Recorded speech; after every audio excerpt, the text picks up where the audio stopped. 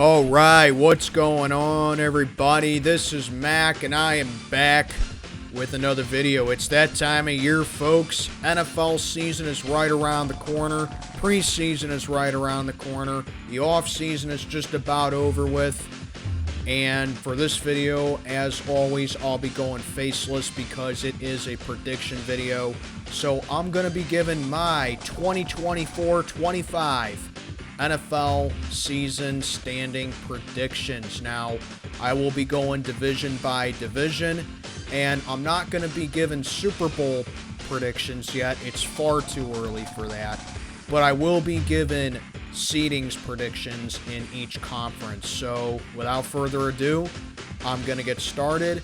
These are going to be going by how I think each team did in the offseason, what they did in free agency, and of course what they did in the draft. So let's get things started. I'll be starting off in the AFC, and I'll be starting in my division, which is the AFC North. So as a Steelers fan, I hate to say it, but I got the Baltimore Ravens taking the AFC North for the second straight season. Well, Lamar Jackson's coming off his second MVP award. Ravens are coming off a very strong 13-4 season. They were the #1 seed in the AFC last year. And the Ravens did add some big names in the offseason, mainly adding Derrick Henry. And all the losses that they had were pretty necessary. Now, with that being said, losing Geno Stone and Patrick Queen could sting a little bit as far as the defense goes. But the Ravens, as much as I hate to say it, they did draft well, as they usually do. I really don't think a small setback is going to hurt them very much in the grand scheme of things in the AFC. But I do have them having another strong 12-5 season, taking the AFC North, and possibly a #1 seed once again. But yeah, Baltimore's my pick to win the North. In second place, the Cincinnati Bengals. Joe Burrow missed more than half of last season, and we know that when Burrow is healthy, this Bengal team is dangerous.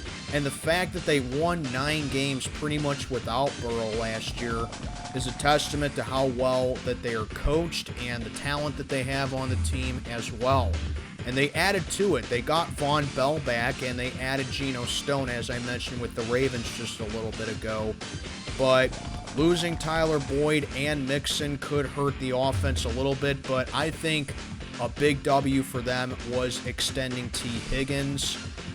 And I just think that the Bengals, they just have all that firepower on offense to compete with anybody. I mean, Burrow to Chase, that's as lethal of a combo as it gets. The O-line still has concerns, as they still give up some sacks. They still allow a lot of pressure, so it's going to be tough for them to go up against, tough front sevens like what the Steelers have twice a year. But in short, I think the Bengals fare well, and I think that they will pretty much return to form. I got them going 10-7 this season and missing out on the division title, but I have no doubt that they're going to be a playoff team. In third place, my beloved Pittsburgh Steelers. I got us finishing 9-8. Why is that? Because it's illegal for the Steelers to finish under 500. That's what 2023 taught me, for being a Steeler fan in the Mike Tomlin era. This team just does not finish under 500. It's still been since 2003 that they finished under 500. And even though that shouldn't be the goal in Steeler land, it's still quite something to say that this team hasn't had a losing season in 21 years. Now, we all know that the offseason the Steelers had greatly addressed the offensive line in the draft. I love the Troy Fontenot pick. I love the Zach Frazier pick. And then, of course, in free agency as well, they added Patrick Queen to the interior linebacking core, which is huge for us. I think that'll greatly benefit us. Roman Wilson, he is dealing with a little bit of an injury as I'm recording this video. He did avoid a major injury in training camp, so thankfully that, is not going to keep him out for very long, but it's still something to be concerned about. But I do like the Roman Wilson pick. And, of course, the biggest headline the Steelers did in the offseason, better quarterback room.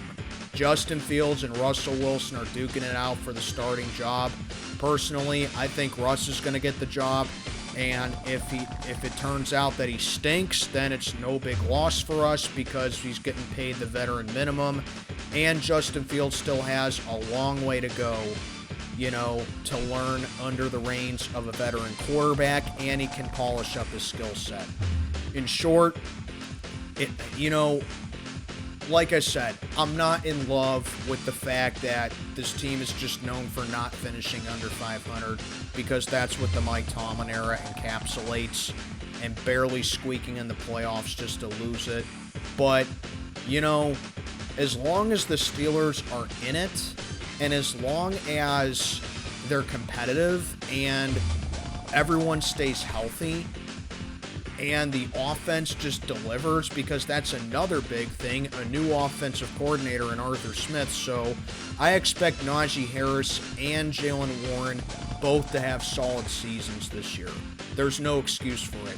People are saying that Najee Harris is a bust, and I can understand where they're coming from with that, but at the same time, it's like, he didn't have a good O-line, and he had a trash offensive coordinator. So I think this season is going to be the real testament to see what kind of a player Najee Harris is. But in short, I think the Steelers are probably going to be around the same team as they were last year, despite the fact they improved the QB room, and despite the fact that they added to it. I just think the other teams in the division just got better. So I'm saying 9-8 for us, plus a tough schedule as well.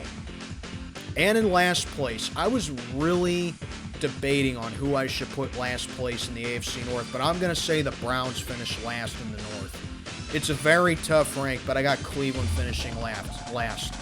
I mean, they did make some big moves on defense, and they did a big coaching addition as well.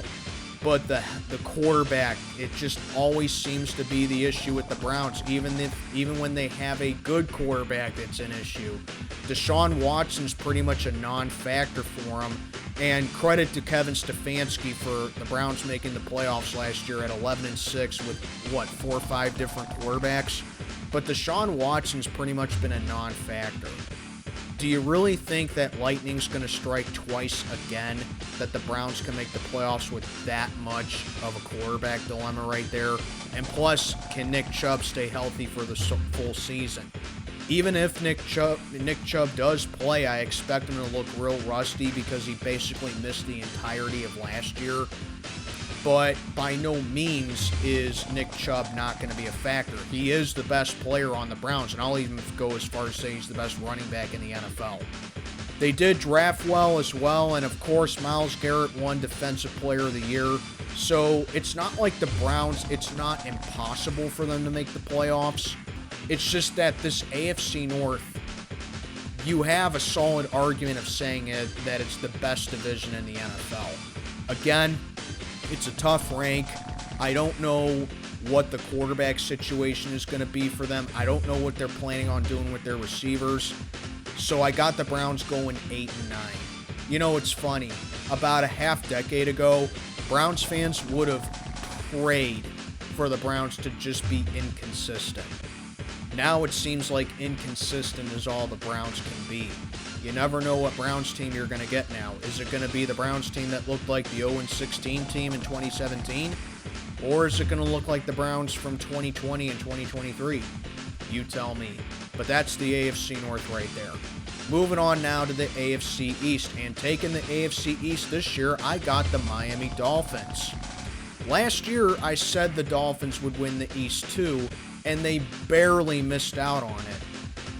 And really the only reason that Miami missed out on it is because they had a little bit of a collapse at the end of the season, and the Bills won games that they should have won.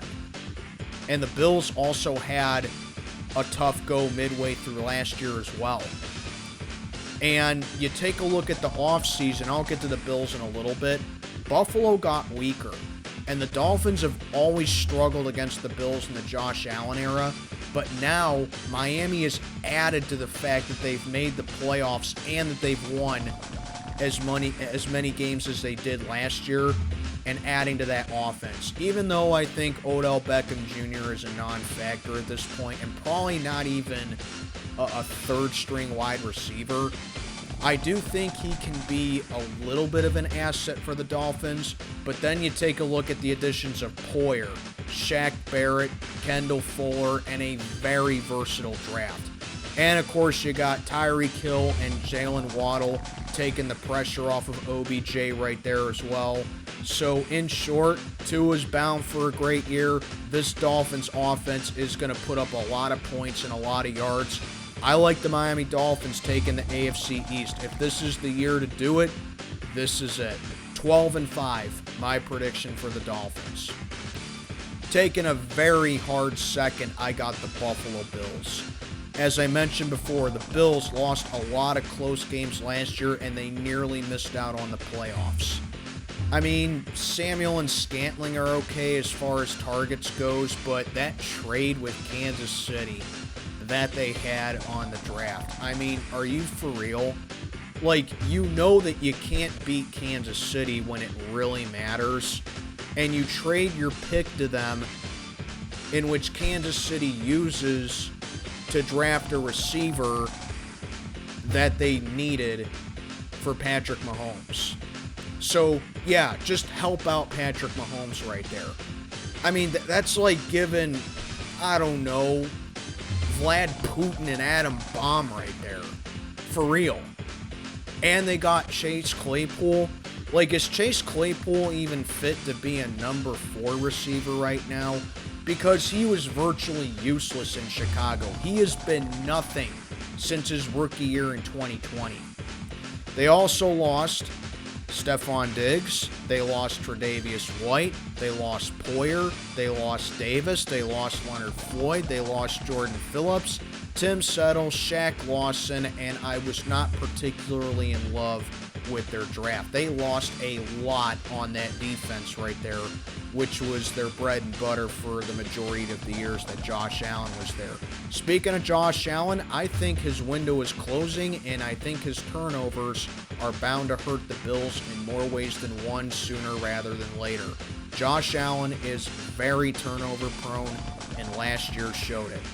Even though I wouldn't sleep out on the Bills and I wouldn't count them out as far as being a playoff team goes, this just doesn't feel like the same Bills team in years past. 9-8. That's my prediction for the Buffalo Bills. Third place. I know a lot of people are going to hate on me for this, but in third place, I got the New York Jets. I just don't see what the infatuation is with the Jets. Yes, I know they got a stacked defense and they got a nice run game. Reddick, Fotu, Javon Kinlaw, those were nice additions, but really the Jets just had mediocre to, below average moves on offense. Aaron Rodgers, a lot of people are saying, oh, well, Aaron Rodgers is going to come back and he's going to make the Jets a playoff team like they should have been last year. Really? Because the guy's, 40, 41 years old, and he hasn't played in a year. You don't see quarterbacks at that age just miraculously come back from a season-ending injury and just hop back in a time machine and play like they're in their prime again. It's just not realistic to expect. The Jets defense is going to keep them in a lot of games this year, but I just don't know with a one-dimensional offense and an old quarterback that really should retire at this point. 6-11, that's my prediction for the Jets. A lot of people are saying I'm too hard on that. A lot of people hate this pick because they're putting the Jets to be second place. But I'm sorry, guys. I just don't really see any real improvement with the Jets.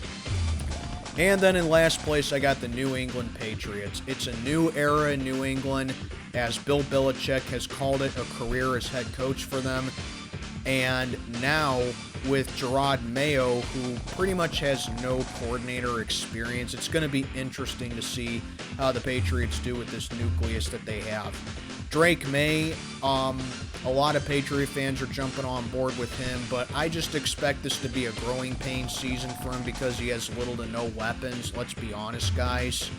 And the guy's a rookie, so I say just let him make his mistakes, let him learn the game, and then they'll go from there. The O-line is a little bit better, but I still expect just another offensively challenged year for the Patriots, especially as the receivers go.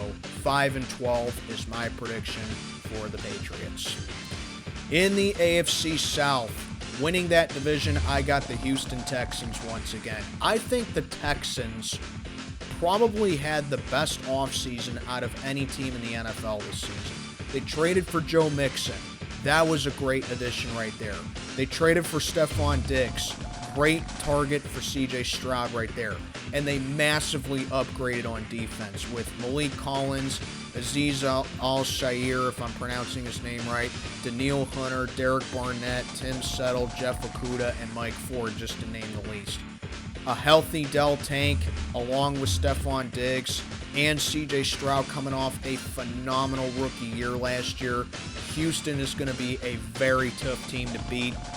And, you know, I don't really know for sure if you can call them an AFC Championship game contender because, let's face it, they're the only team in the NFL right now that still has to make it to a conference game. But if they're to do it, this is definitely the year. Houston is just far and away a very well turned around franchise right now. 11-6 is my prediction for the Texans. Now, second place. You know, I can honestly see either one of these teams finishing in second place, but I'm going to lean towards the Indianapolis Colts taking second place because a lot of people think Jacksonville should be the second place team, but something about Indy just compels me to put them in second. I mean, yeah, pretty much their entire season depends on Anthony Richardson's health. And, you know, it just seems to be the year of the injured quarterbacks in 2023.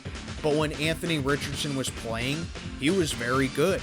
And I do expect him to come back, and I do expect him to kind of pick up where he left off. And, you know, the Colts did have some really good home run picks in the draft as well with Latu and Adonai Mitchell at wide receiver. Those were really good picks for the Colts. I think it goes real well with Pittman right there. A lot of people gave him a lot of crap for the free agency, but they were competitive with the players that they did have last year, and pretty much with the same team, and now with Anthony Richardson back in the mix to play a whole season. At least that's what we all assume to happen. I really think the Colts have a legitimate chance of competing with Houston for the AFC South crown. I just think the Texans are a little bit more defined at this point, but I definitely would not sleep on Indy. 10-7 is my prediction for the Colts. Third place, a tough third I'm giving to Jacksonville. This is a team that's pretty solid on both ends of the ball, but they lack that true number one wide receiver, and I really don't know if they addressed it too much. I mean, Brian Thomas Jr. was a good pick in the draft, but other than that, I really don't see much of an improvement for them. And this may be an unpopular opinion to some people, but I really don't think Trevor Lawrence is as good as people say he is. I mean, he's by no means a bad quarterback, but I just don't see that franchise tier quarterback that people make him out to be. He's slow with his reads, his decision making isn't all that good. He has a really good arm, but like I said, his decision making and his slow reads leads to a lot of turnovers. But, you know, I definitely think that he's a capable enough quarterback of winning games and being a long-term guy, but I would pump the brakes on putting him in like the top 10 quarterback count right now. You know what I mean? Like I said, I don't think he's a bad quarterback. I just think he's overrated, you know. But then you got Gabe Davis that they added, which I thought was a good addition for them, but I really don't think he's a true number one receiver. Dunnervay, I think that was a real good addition as well. Eric Armstead on defense, that was massive right there. But really, like I said, I think Jacksonville just kind of maintained form from last year. So if that's the case, I got them finishing for the third straight season with a record of 9-8. Credit to Doug Peterson. I think he's a real good head coach. But overall, I just see a Jacksonville team that's, they're just kind of stuck in neutral. A couple slabs of cement, and this Jags team can really be good. And then in last place, I got the Tennessee Titans finishing in last place. This was an easy pick for me. They had a fire sale in the offseason, and it is showing big time. They lost Andre Dillard. They lost Azeez Al-Shaair. They lost Sean Murphy-Bunting, Chris Hubbard, Kayvon Wallace, Chris Moore, and Derrick Henry. I really don't know what the Titans plan on doing at quarterback because they seem to be going with Will Levis, but, you know, Mason Rudolph they added in the offseason as well. But, like I said, I really don't know what the Titans plan on doing as far as quarterback goes. They're another team that's having a quarterback issue. And also, Mike Vrabel isn't head coach anymore. So in short, this is going to be a start of a rebuild for Tennessee, and I think they're doing the right thing because honestly, they were screwed when it came to their draft capital, and they were screwed when it came to their financial status. So maybe I'm being too hard on the Titans, but I actually have them finishing with the worst record in the NFL this year at 4-13. I don't know, maybe they can be a little bit better than what I give them credit for, but I just look at this Titans team and it's just filled with a lot of young players and just a lot of players that, you know, you're very unsure of, and I just don't think that they're a well-coached team now. Plus, they just lost the best player on their team. I don't know, maybe I could be eating my words on the Titans, but that's just my opinion of it. And then finishing it up, we got the AFC West. To no one's surprise, I got the Kansas City Chiefs winning the West once again. They didn't change much because really they don't have to. As long as they have Patrick Mahomes, it really doesn't matter who they have at wide receiver. Really doesn't matter who they have at defense. As long as Andy Reid's the head coach, you just can't count out Kansas City. 13-4, that's my prediction for the Kansas City Chiefs, possibly the #1 seed and possibly the best record in the NFL. Second place, the Los Angeles Chargers. Sorry guys, I'm not sold on Justin Herbert either. Kind of like Trevor Lawrence, I'm not really sold on Justin Herbert either because while he does have a powerful arm, I just don't think he's a big risk taker.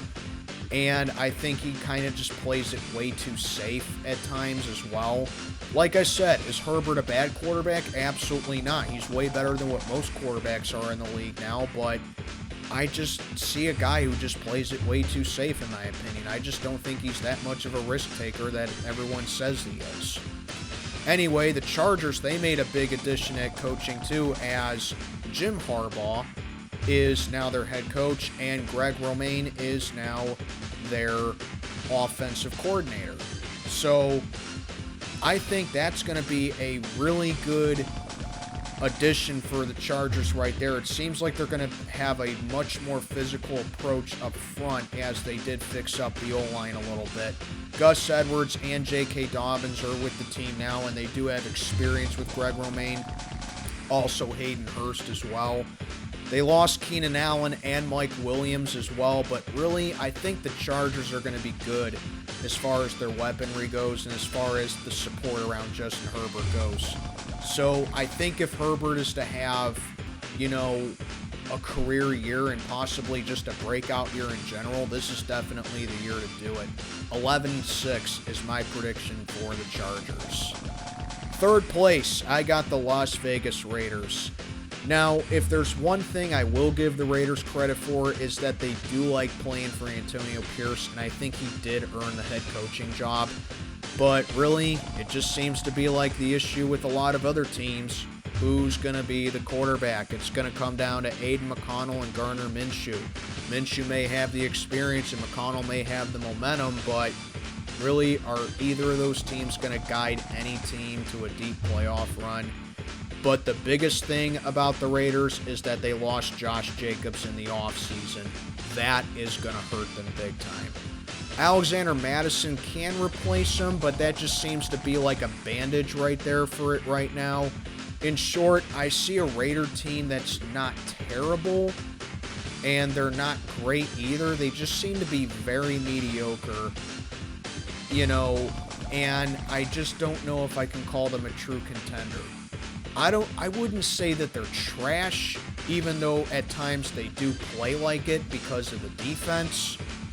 But you can tell the Raiders are going to be competitive in games, but they're just not, a team that you look on the schedule and you're like, oh my God, we got to play the Raiders. That's going to, we got to really,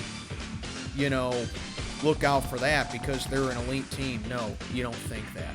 Like I said, are they terrible? No. I just think that they're incredibly mediocre. 7-10 is my prediction for Vegas. Last place, I got the Denver Broncos. Kind of like the Titans, I think this team is just going to be a dumpster fire waiting to happen. Now they don't have Russell Wilson, and they actually downgraded a quarterback from Russell Wilson because everyone likes to throw shade at Russell Wilson, acting like he was the whole problem in Denver when he really wasn't. But I think anyone with half a brain cell would say Russell Wilson is better than Bo Nix at quarterback.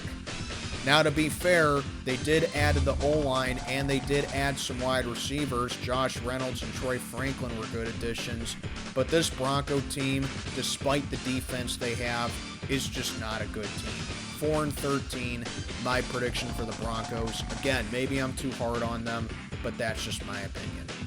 So let's just take a look at the seedings real quickly in the AFC. Taking the first seed, once again, I got the Kansas City Chiefs at the first seed. The second seed can really be a toss-up, but I'm going to give it to Baltimore for right now. Miami, I got taken the third seed, and I'll give Houston the fourth. My wild cards, this one was tough for me, but I've narrowed it down to who I think is better talent-wise. And I think those three teams are the Los Angeles Chargers taking the fifth seed, Cincinnati Bengals take the sixth seed, and then sorry Steelers and Bills fans, but I actually have the Colts surprising everybody and taking the seventh seed. I think they really improved in the offseason. So those are my AFC predictions. Moving on now to the NFC side of things and starting off in the NFC East. I actually have the Philadelphia Eagles winning the NFC East. I am a firm believer in patterns because there has not been a repeat division winner in this division since 2004. Until that cycle is broken, I'm going to pick someone different to win this division every year. But anyway, Philly, I think they've earned that right there because even though they did collapse in the final phases of last year, I think it was a fluke. But even though they did lose some big names like Kelsey retiring and losing Hassan Reddick on the pass rush, they did add to those losses big time. Saquon Barkley is a huge boost over DeAndre Swift. Devin White was a nice addition. CJ Uzomah's serviceable. CJ Gardner-Johnson's big. And they drafted Jeremiah Trotter, who has high expectations, kind of like what we have with Joey Porter Jr. here. So Philly, I mean, yeah, like I said, they collapsed big time in the final phases of last year, but like I said, I think that was a fluke, and I think that they're going to get back on things. I really don't know if I can call the Eagles a true Super Bowl contender, but you'd be nuts to say that this team is going to miss the playoffs. 12-5 is my prediction for the Eagles. I got them recapturing the NFC East. Second place, I got the Dallas Cowboys. If anything taught me anything last year about the Cowboys, it's that this is a good but not great team. That's just who they are. Are they physical on defense? Yes. Is their defense good? Yes. Is their offense good? Yes. But is their offense elite? No. Why? Dak Prescott and Mike McCarthy. That's just a recipe for disaster, and it showed big time in the playoffs when they got absolutely manhandled by the Green Bay Packers. Dak is just not an elite quarterback. He can't perform well under the limelight of things. And even with losing Michael Gallup and Tony Pollard and Tyron Smith especially, this is definitely going to be a year where Zeke is going to have to carry the team on his shoulders, and I just don't know if he's up to that challenge. Plus, they brought back Ezekiel Elliott, but I just think he's just on the washed-up side right now. He was like a non-factor with New England last year. Granted, he could be back to form with Dallas, but I'm not anticipating that. In short, like I said, good but not great. They'll win 10 games, they'll be in the playoff picture, but I just don't take this team as a serious contender. Third place, I'm going to surprise everyone and say Washington takes third place. You know, I can't really call them a serious contender just yet, but I definitely would not sleep on the Commanders. I mean, they had some big names in the offseason. They got Austin Eckler at running back. They fixed up the O-line. Zach Ertz was a nice addition. Dan Quinn as head coach and Cliff Kingsbury as offensive coordinator. That could be a really nice, you know, offensively driven team right there. So, I mean, yeah, they have pieces. They have players that are dependable, but that defense still worries me. We all thought that was going to be a big advantage for Washington was defense, but the defense proved to be a little bit of a setback for them. So I really think the Commanders have what it takes to put up points on the board and be prolific offensively, but I just think they're going to be held back a little bit. A year or two away, and Washington can be in that playoff picture, but I think it's going to start to show this year. 8-9 is my prediction for Washington. And then in last place, I'm going to say the New York Giants finish in last. Daniel Jones is not the guy, and I have my doubts with Brian Daboll right now. Daniel Jones had that fluke year in 2022. Everyone in the Giants fan base thought that he was turning the corner and that he was the guy, but then last year happened where he got hurt again and he was turning the ball over. And their, third-string quarterback, Tommy DeVito, was being more productive than Daniel Jones was. Now they lose Saquon Barkley, but I don't know if Devin Singletary is going to be a long-term solution for that. Possibly just a Band-Aid right now. Now, to be fair to the Giants, they do have a bunch of run blockers on the O-line as far as tight ends go as well. Jordan Phillips and Burns are nice additions too, but without that true number one wide receiver, I just don't think the Giants are going to do much this year. I just see this as another step back, and if they have another losing season, I think Brian Daboll needs to be shown the door. 7-10, my prediction for the Giants. In the NFC North, this was another hard one to put for first place as well, because these two teams in the division, you could honestly have a case for both of them. But I'm going to say the Detroit Lions win the NFC North again.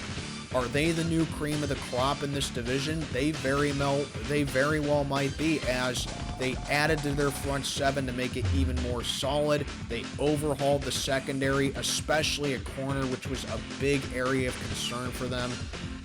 And of course, you can never count out on Jared Goff and Amon-Ra St. Brown, which is just a lethal, deadly combo in Detroit up there. Now, I do like Dan Campbell. All of you guys that watch my channel, you know I'm a big Dan Campbell fan, but he needs to learn when to be aggressive and when not to be aggressive, because his aggression is both his biggest strength and his biggest weakness. That showed in the final phases of last year when in that Dallas game the Lions went for 2 and it backfired, and in that 49er NFC Championship game where the Lions choked big time against them, they got way too conservative with that lead when they need to be more aggressive. So like I said, I love Dan Campbell. I think he's a really good head coach. I think he's earned the job, especially with the extension that he got. But he needs to learn when to be aggressive and when not to be aggressive. He needs to learn when to be a risk taker and when not to be it. Like I said, it's a double-edged sword with him. But in short, this Lions team is going to be a really solid team. They're especially going to be in the playoff hunt. A few losses shouldn't hurt them very much, but still a 12-5 record is still a very respectable record for Detroit. Second place, I wanted to put the Green Bay Packers winning the NFC North again, but I'm going to put them in second place again because last year they were everyone's biggest surprise. They were a big surprise team for me. I had them finishing last in the North last year, and they really proved me wrong on that one. Jordan Love is legit, as the Packers, they have now gone from Brett Favre to Aaron Rodgers to now Jordan Love, it seems like. Imagine being that lucky as a franchise, having 3 solid quarterbacks in a 30-year span. Anyway, They upgraded at running back with Josh Jacobs. That was a huge addition, and that pretty much offsets the loss of Aaron Jones right there.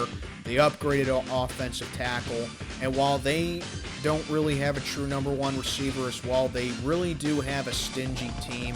Their defense, kind of spotty at times, but it can get the job done. And if the playoffs showed me anything with the Packers, it's that Matt LaFleur is a really good coach and that offense is lethal. And like I said, Jordan Love carved up the Cowboys defense, and he made the 49ers sweat a couple times with his play. You got to give him credit there, but in the end, the 49ers just showed that they're the better team. But this Green Bay team, I think they're going to be really good once again, and I think they're going to be right there with the Lions in the NFC North. I just think Detroit's a little bit more defined. 11-6 is my prediction for the Packers. Third place. I'm giving third to the Chicago Bears, believe it or not. Yes, the biggest headline was that they drafted Caleb Williams with the number 1 overall pick, to no one's surprise right there. But they got weapons for the kid to work with, and the Bears already had some decent targets. Keenan Allen is a really good target. I mean, granted, he is injury prone, but he's still very useful.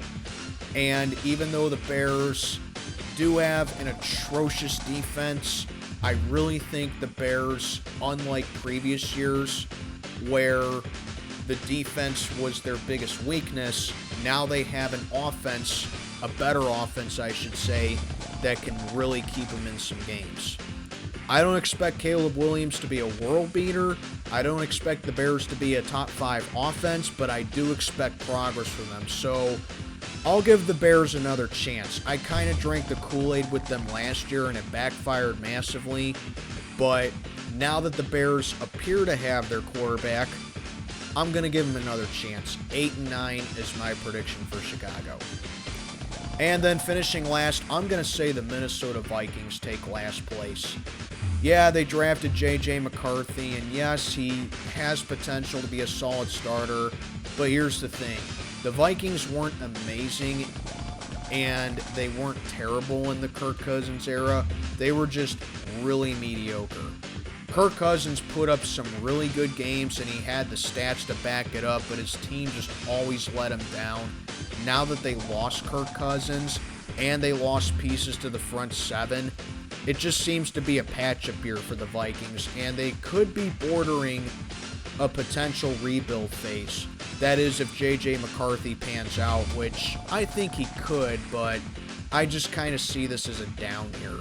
Aaron Jones was a nice addition, but like I said, with the losses that the Vikings had, I just see them taking a big step back, even with Justin Jefferson's extension. 6-11, my prediction for the Vikings.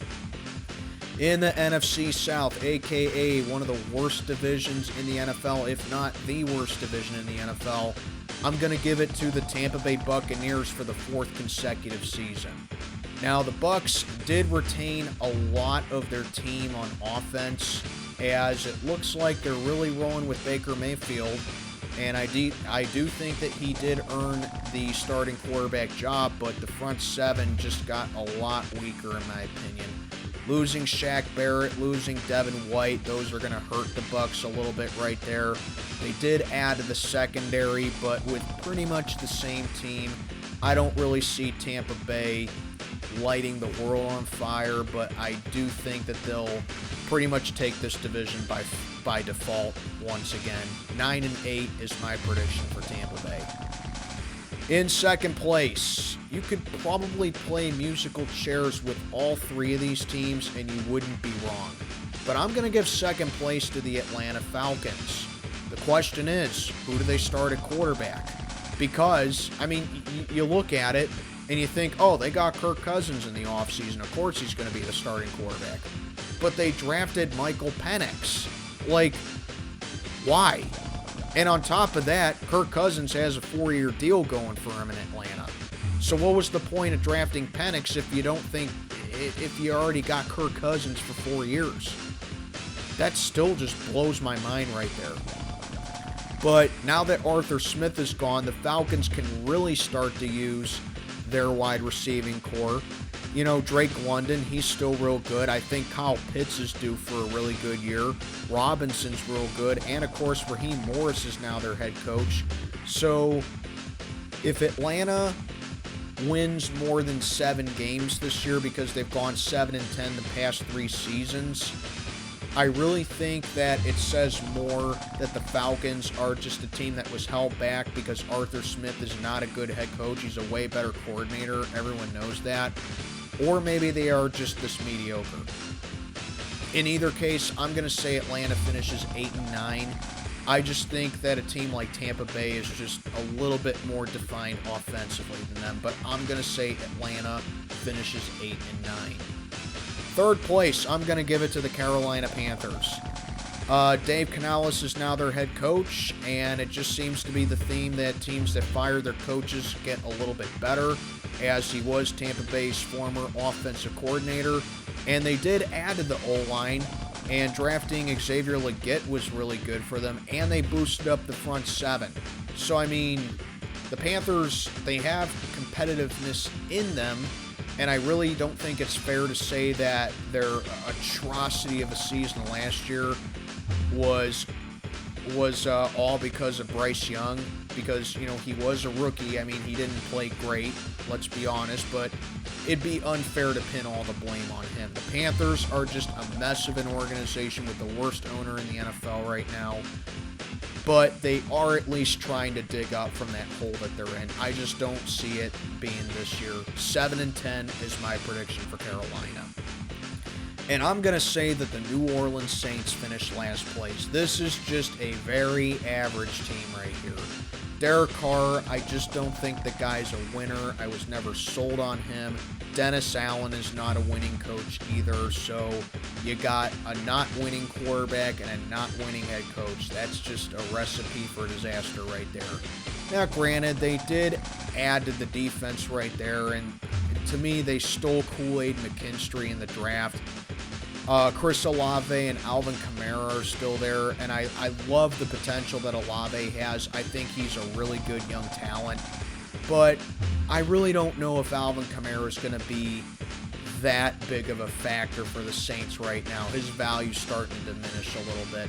Something has to give with the Saints. They're either going to burst out this year and prove everyone wrong, or they're going to sink to the bottom and they're just going to have a downright bad year. I lean towards the latter right now. 6-11 is my prediction for the Saints.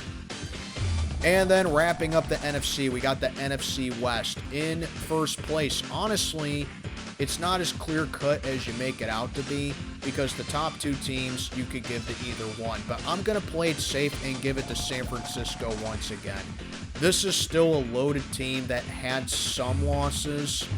Like, they couldn't hold on to Chase Young. They lost Randy Gregory. Javon Kinlaw's gone. Sebastian Joseph Day is gone. And the biggest one is Eric Armstead. So, I mean, yeah, the 49ers, they did lose a lot of pieces in the offseason.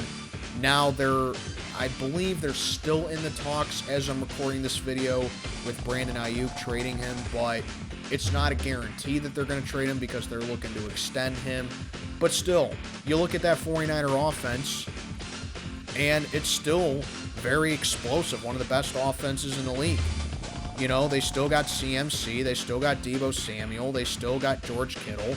Brock Purdy's still putting up great numbers under Kyle Shanahan.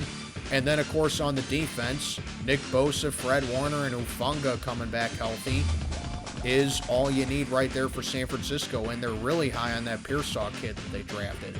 So in conclusion, yes, the 49ers lost some pieces, but this is still, in my opinion, the best roster in the NFL. 13-4, my prediction for San Francisco, and they could possibly get that number 1 seed once again. But it's not going to be easy because the Los Angeles Rams, I got taken second place. I was really close to giving the Rams the NFC West, because if anything proved me wrong about the Rams, it's that they will never not be a good team under Sean McVay. they're going to make another playoff push like they did last year. They ran into a really good Detroit team in the wild card, but overall, this is just a very well-ran organization, and even when they lose Jordan Fuller, they added to the secondary heavily. Aaron Donald retired, possibly the greatest player that franchise has ever had, but drafting Jared Verse and Brandon Fisk are amazing fill-in spots for them because they dominated at FSU. Kyron Williams now has Boston Scott and Blake Corum to work with as well.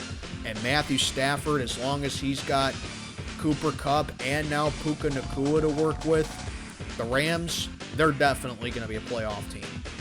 Granted, I still think the defense is going to hold them back a little bit, and I just don't know if they're fully ready to finally vanquish that 49er chip that's inside their head, but that's pretty much the only thing that separates me from putting the Rams in first place. It's that Kyle Shanahan just seems to mentally own Sean McVay. If Sean McVay can get over that, there's no doubt in my mind the Rams can overtake him.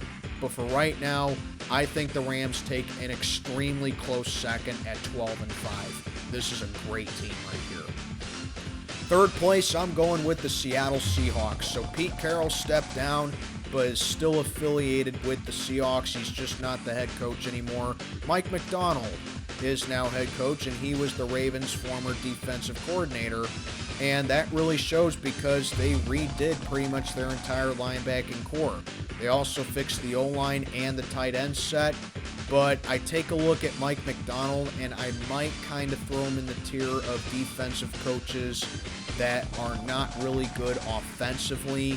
But the Seahawks, they do have some weaponry to work with offensively, and I think that's going to prevent them from being completely terrible. Just a very average team in my opinion, but by no means awful. 8-9 is my prediction for the Seahawks. And the Arizona Cardinals are going to finish in last in my opinion. They did upgrade the front seven, to be fair. Sean Murphy-Bunting should be a nice addition as well, and Max Melton was a good pick. And of course, Marvin Harrison Jr., a lot of people are high on him. And they did address the offensive line as well, but they still have a long way to go, and it depends entirely on Kyler Murray if he's going to be healthy and if he can stay healthy, because if he is, Arizona could probably be half decent, but I just look at this team and I can't consciously say that they're going to be a true threat to a team like San Francisco or LA, and I don't even think that, they can really be a match for Seattle at this point. But I don't think they're terrible. I just think that they still need work to do. 6-11 is my prediction for the Cardinals. Alrighty, so wrapping it up, here are my NFC seedings predictions. I have the 49ers once again taking the first seed in the NFC. The Detroit Lions, I'm going to say they take second place, as Philly comes in a very close third, while the Tampa Bay Bucks finish in fourth. The wild cards, again, you can make a case for a lot of teams in this division, but I'm going to say the Rams take the first wild card, Green Bay taking the 6th seed, and then the Dallas Cowboys will take the 7th seed. And there you have it. Those are my 2024-25 NFL standings predictions, and let me know what you think down in the comments below. Football is right around the corner, baby. I'm Mac, checking on out for the day. Have a good one, everybody.